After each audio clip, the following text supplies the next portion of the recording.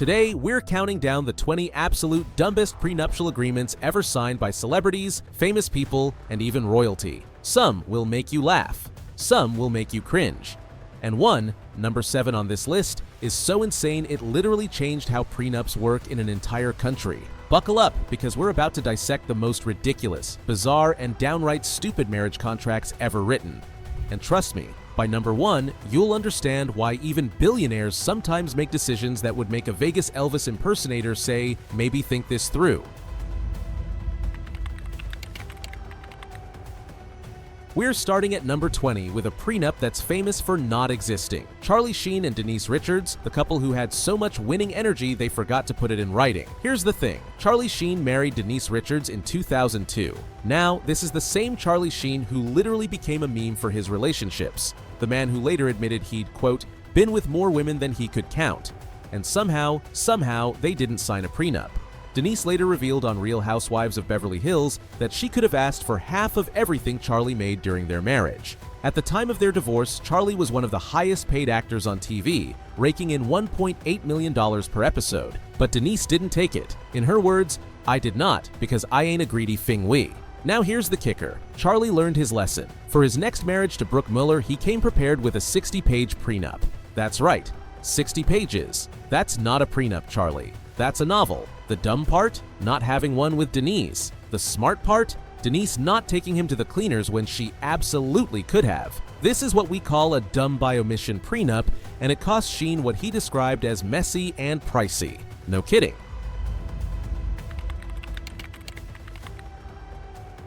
At number 19, we have the prenup that doesn't exist, and it involves literal royalty. When Prince William married Kate Middleton in 2011, the entire world watched. 2 billion people tuned in. The dress cost $434,000. The cake was 8 tiers. Everything was perfect, except for one tiny detail: no prenup.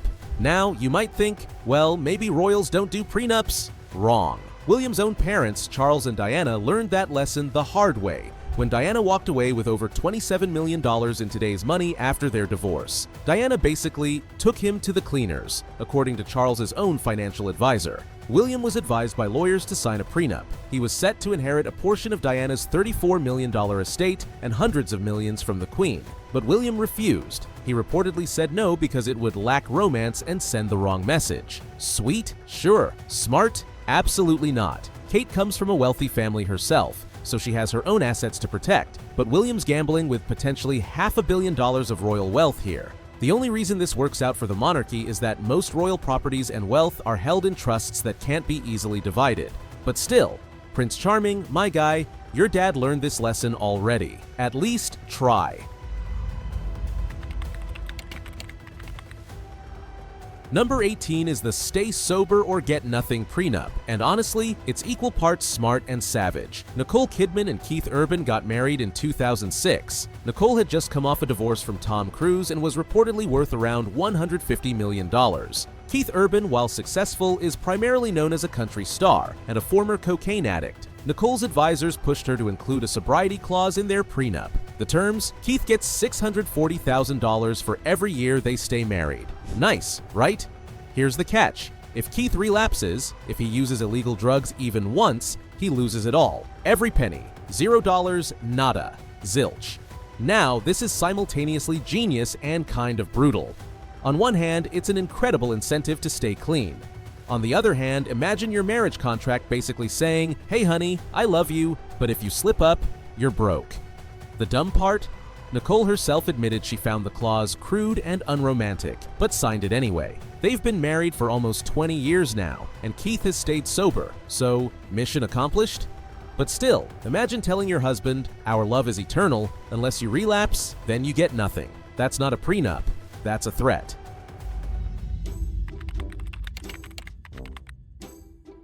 At number 17, we have the courtside seats as alimony prenup. Khloé Kardashian and Lamar Odom had one of those whirlwind romances. They got married after knowing each other for 1 month. Red flag number 1. But hey, love is blind, right? Khloé, being a Kardashian, was smart enough to get a prenup. According to reports, the prenup included some pretty standard stuff.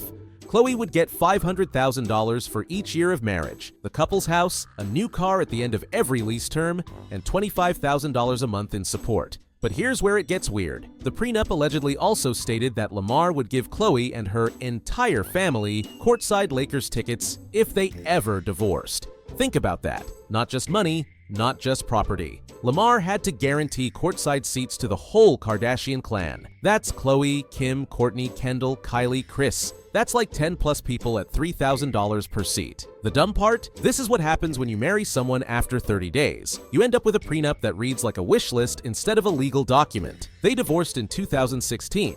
And while we don't know if the courtside ticket clause was enforced, I'm betting the Lakers breathed a sigh of relief when Lamar got traded.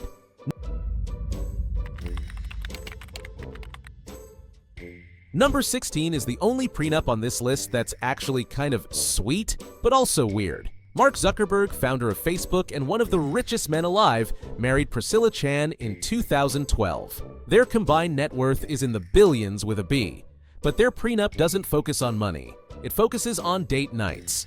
According to reports, Zuckerberg is contractually obligated to take Priscilla on at least one date per week. Not a work dinner, not a business event. An actual date, just the two of them. Oh, and he also has to give her 100 minutes of alone time every week outside the office or home. No Facebook, no phones, no coding, just existing as humans. Now, is this romantic or is this dystopian? Because on one hand, it's cute that they're prioritizing their relationship. On the other hand, you needed to write it down in a legal contract. The dumb part? This implies that without this clause, Mark wouldn't naturally want to spend time with his wife. That's not a prenup. That's a scheduled Outlook meeting with your spouse. But hey, they've been married for over a decade and seem happy, so maybe contractual romance is the future? I, for one, am not ready for that timeline. Number 15 features music royalty and a prenup that treats children like transactions. Jay-Z and Beyoncé are worth over $1 billion combined. When they got married in 2008, they reportedly signed a prenup that included some eyebrow-raising clauses. According to multiple sources, Jay-Z agrees to pay Beyoncé $5 million for each child they have together, whether they divorce or not. That's not alimony. That's not child support. That's a baby bonus. They have 3 kids now, Blue Ivy and twins Rumi and Sir. That's $15 million just for childbirth. The prenup also allegedly states that Beyoncé gets $1 million for every year they're married, up to 15 years. So if they hit that 15-year mark, she's getting another $15 million minimum. Now, here's the thing. Is this dumb or genius? Because on one hand, Beyoncé is Beyoncé. She doesn't need Jay-Z's money. She makes her own empire.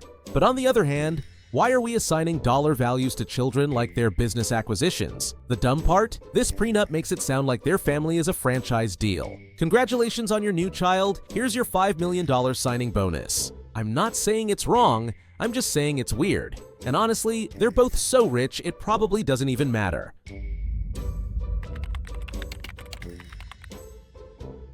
At number 14, we have the $500,000 cheating penalty prenup. Justin Timberlake and Jessica Biel got married in 2012, and Jessica, who is clearly no fool, insisted on an infidelity clause. The terms are simple. If Justin cheats, he pays Jessica $500,000, $500,000, just for stepping out. Now, is this smart, or is this acknowledgement that you don't fully trust your husband? Because think about it. Why would you need this clause unless there's a history or a concern? And honestly, for a guy worth $250 million, $500,000 feels like a parking ticket. That's like 0.2% of his net worth. Is that really a deterrent? The dumb part? This assumes that Justin would only cheat once. What if he cheats twice? 3 times? Is it $500,000 each time, or is it a one-time penalty? Because if it's per incident, Jessica could end up richer than Justin if he can't keep it in his pants. Also, imagine being Justin and knowing that your wife literally budgeted your infidelity. That's not a prenup, that's a payment plan for betrayal. Okay, we're at number 14 and things are already wild, but trust me, we're just getting started. Before we get to number 13, do me a favor. Drop a comment below and tell me which prenup on this list has surprised you the most so far. The sober clause? The baby bonuses? The butt implants clause that's coming up? Let me know. And if you're enjoying this video, smash that subscribe button and hit the bell so you don't miss our next deep dive into celebrity chaos. Seriously, we've got some insane stories coming your way. Now, let's keep going, because number 13 is where things get really stupid. Number 13 is the I paid for it, I keep it prenup, and it's as bizarre as it sounds. Ice-T and Coco Austin have been married since 2002, and according to Ice-T's friend Don Magic Juan, yes, that's a real name, their prenup contains a wild clause. If they divorce, Ice-T gets to keep Coco's implants. Wait, what? Let me say that again. Ice-T keeps the implants. Now, I have so many questions. How does that even work? Does Coco have to get surgery to remove them? Does Ice-T get them in a jar? Does he mount them on his wall like a trophy? The logic here, if we can call it that, is that Ice-T paid for the implants, so technically they're his property. Which is, legally insane, morally questionable, definitely weird. The dumb part? This clause makes it sound like Ice-T views his wife's body parts as investments. Like, yeah, I love you, babe, but those are my silicone assets. Neither Ice-T nor Coco have confirmed this clause officially, but Ice-T's friend spoke about it publicly, so make of that what you will. This isn't a prenup. This is body part repo financing. At number 12, we have the cocktail napkin prenup, and it's proof that even geniuses can be idiots. Steven Spielberg married actress Amy Irving in 1985. At the time, Spielberg was already one of the most successful directors in Hollywood. He had just made E.T., Jaws, Indiana Jones. The man was loaded, so naturally they signed a prenup on a cocktail napkin. Yes, you heard that right. One of the wealthiest filmmakers in the world wrote his prenuptial agreement on the back of a napkin. 4 years later, when Spielberg left Amy for actress Kate Capshaw, Amy took that napkin to court and got it thrown out. Why? Because a cocktail napkin isn't a legally binding document. Amy walked away with $100 million, half of Spielberg's net worth at the time. The dumb part, Spielberg could have afforded the best lawyers in the world. He could have had a 300-page ironclad prenup drafted by a team of Harvard grads. Instead, he went with a napkin. Steven, my guy, you directed Schindler's List. You're a genius. But this was Dumb and Dumber level stupid. The lesson here? Don't write legal documents on things you use to wipe your mouth. Number 11 is the prenup that should have protected a pop princess, but instead became a punchline. Britney Spears married Kevin Federline in 2004 after knowing him for just a few months. Britney was at the height of her career. Kevin was a backup dancer. The power imbalance was significant. They signed a prenup which seemed smart, except the prenup reportedly had a clause that paid Kevin $250,000 for every year they stayed married, plus additional payments for each child they had. They had 2 kids and were married for 2 years. So Kevin walked away with at least $500,000, plus child support of $20,000 per month. But here's the dumb part. Kevin reportedly asked for more. He wanted increases every 5 years, like a salary review, for being married. The prenup negotiations took so long that Britney was busy planning the wedding while her lawyers were still fighting Kevin's team. That's not how this is supposed to work. The lesson? If someone is asking for a prenup that functions like an employment contract, maybe don't marry them. Britney deserved better. Kevin deserved a job. Number 10 is the prenup that backfired spectacularly. Tiger Woods married Swedish model Elin Nordegren in 2004. Their prenup reportedly stated that after 10 years of marriage, Elin would receive $20 million if they divorced. Then came 2009. Tiger's cheating scandal broke. Affairs with over 100 women were alleged. It was a media firestorm. Tiger crashed his car. Elin reportedly chased him with a golf club. It was chaos. Suddenly, that $20 million prenup, not enough. Tiger tried to save the marriage by offering Elin an immediate $5 million payment if she stayed, plus an extra $55 million added to the prenup. But Elin had enough. She filed for divorce. Because of the scandal, the prenup was renegotiated. Elin walked away with approximately $100 million, 5 times the original amount. Now, here's where it gets even dumber. Years later, Tiger reportedly proposed to Elin again. He wanted to remarry her. Elin's response? She'd consider it if he signed a new prenup with a $350 million anti-cheating clause. $350 million if he cheats. That's more than half of Tiger's fortune. The dumb part? Tiger was so desperate he almost agreed. The man literally considered gambling $350 million on his ability to stay faithful after cheating with over 100 women. At number 9, we have the annual marriage salary prenup. Michael Douglas and Catherine Zeta-Jones got married in 2000. Douglas had just gone through a brutal divorce from his first wife, Deandra, which cost him $45 million. So this time, he came prepared. Their prenup reportedly states that Catherine receives $2.8 million for every year they're married. That's not a settlement in case of divorce. That's an annual payment just for staying married. They've been married for 24 years. That's over $67 million just for participation. But wait, there's more. The prenup also allegedly includes an infidelity clause. If Michael cheats, Catherine gets an additional $5 million. Now, Michael had a reputation, rumors of sex addiction, affairs during his first marriage. So Catherine basically said, fine, but it's gonna cost you. The dumb part? Catherine initially asked for almost $5 million per year, but settled for $2.8 million. She literally negotiated down her own prenup. But hey, she got a lump sum up front and that cheating clause, so maybe she knew what she was doing. Still, imagine your marriage having an annual price tag. That's not romance, that's a subscription service. Number 8 is the Scientology clause prenup, and yes, it's as weird as it sounds. Tom Cruise and Nicole Kidman got married in 1990 and divorced in 2001. While the exact details of their prenup were never fully disclosed, reports suggest it included specific provisions related to Scientology, Tom's religion. There were allegedly clauses about how their children would be raised within the Church of Scientology and restrictions on Nicole's ability to speak publicly about the religion. When they divorced, Nicole reportedly received around $10 million per year of marriage, about $110 million total. But she lost primary custody of their 2 adopted children, Isabella and Connor, who stayed with Tom and were raised in Scientology. The dumb part? Nicole allegedly signed a prenup that gave Tom's religion legal authority over her children. That's not just dumb, that's heartbreaking. Imagine signing a contract that says, if we divorce, I might lose my kids because of your church membership. Nicole has rarely spoken about the divorce, likely due to confidentiality clauses, but friends have said it's the most painful part of her life. This isn't just a dumb prenup, it's a cautionary tale.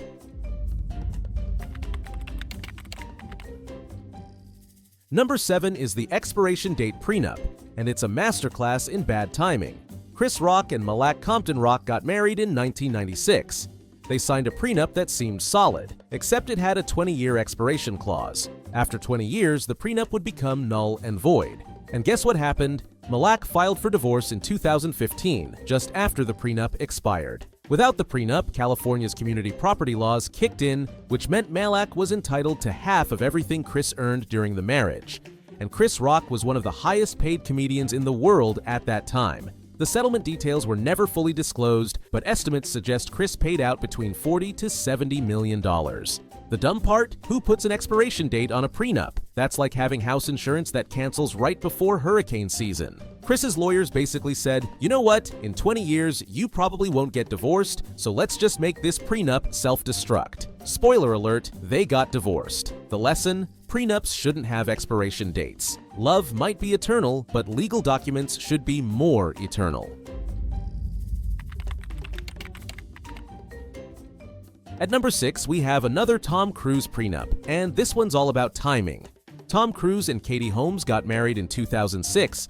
Their prenup reportedly had a clause that said Katie would receive $3 million for every year of marriage, capped at $33 million after 11 years. So if they made it to the 11-year mark, Katie would get the full amount. If they didn't, she'd get less. They got divorced after 5 years and 7 months. Katie walked away with approximately $15 million, less than half of what she could have gotten if she'd waited another 5 years. So why didn't she wait?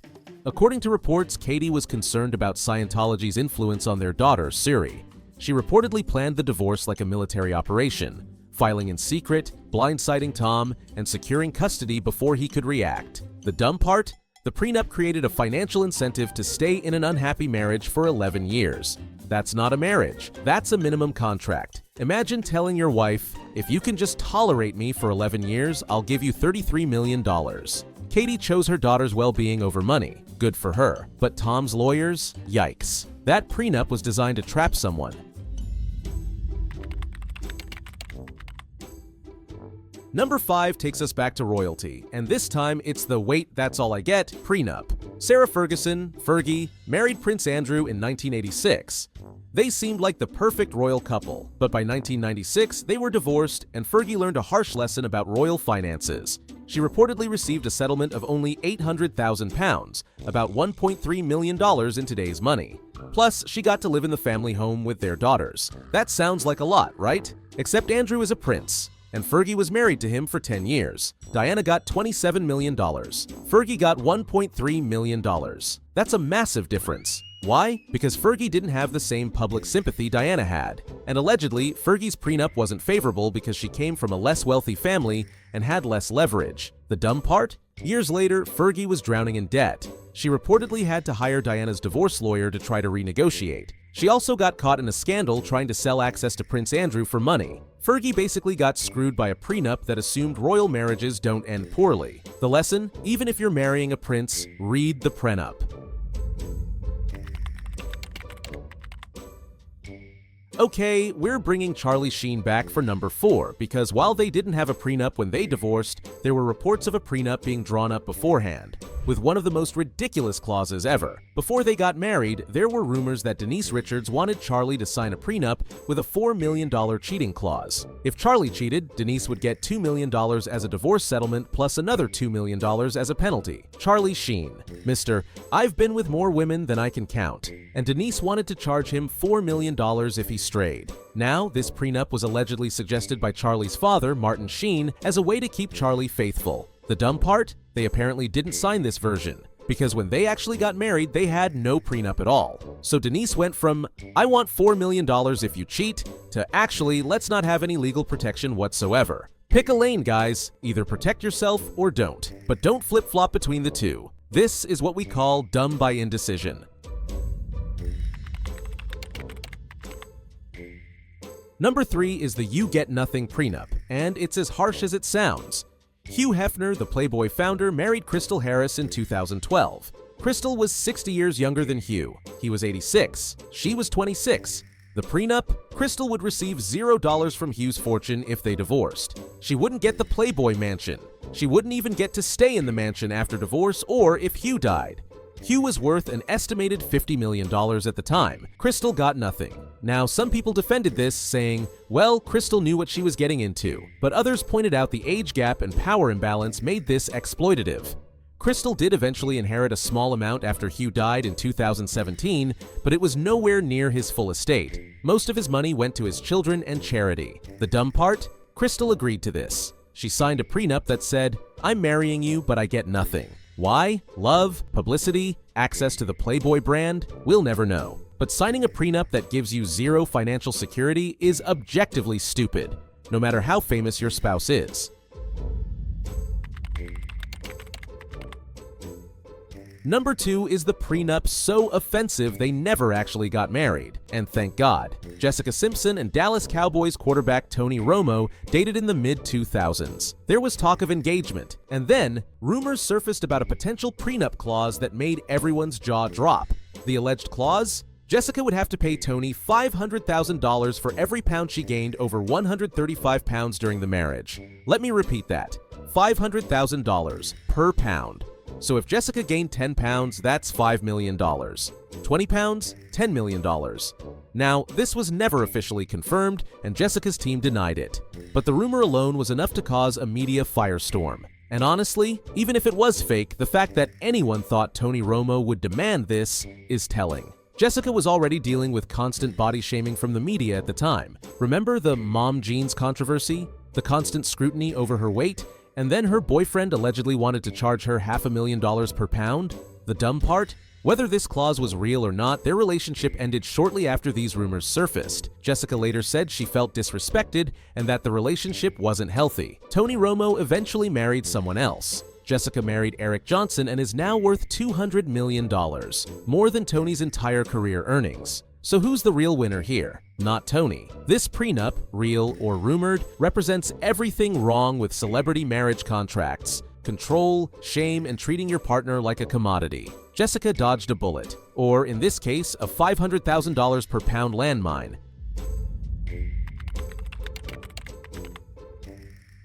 And here we are. Number 1. The dumbest prenup in history. Except, it's not a prenup at all. Princess Diana and Prince Charles got married in 1981 in what was called the wedding of the century. 2 billion people watched worldwide. It was a fairy tale, but there was no prenup. None, zero. Now, you might think, well, they're royalty. They don't need prenups. But here's the thing, they should have had one, because when Charles and Diana divorced in 1996, it became one of the messiest, most expensive royal divorces in history. Diana received a lump sum settlement of approximately $27 million in today's money, plus $600,000 per year for her private office.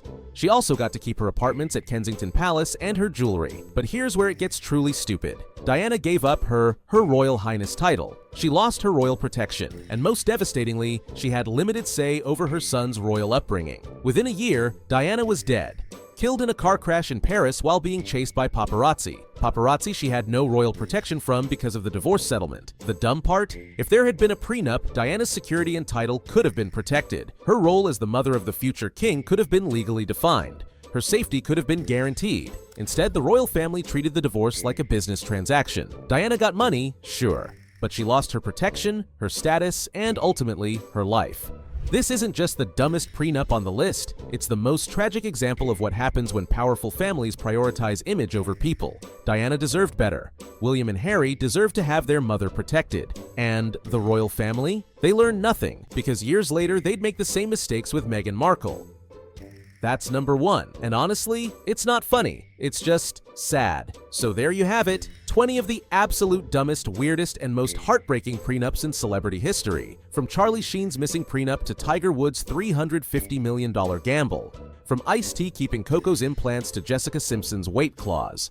From royal disasters to Hollywood chaos. The lesson here? Prenups are important, but they're also deeply personal. And when you treat them like business contracts instead of agreements between people who love each other, things get messy. So here's my question for you. Which of these prenups shocked you the most? Was it Diana's tragic story, Jessica's weight clause, or Ice-T's body part ownership?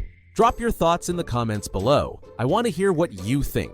And if you made it this far, seriously, thank you for watching. Hit that subscribe button and turn on notifications so you don't miss our next video. We've got more celebrity chaos coming your way. Also, thumbs up if you enjoyed this. It helps us make more content like this. Until next time, protect yourselves out there. And maybe don't write prenups on napkins.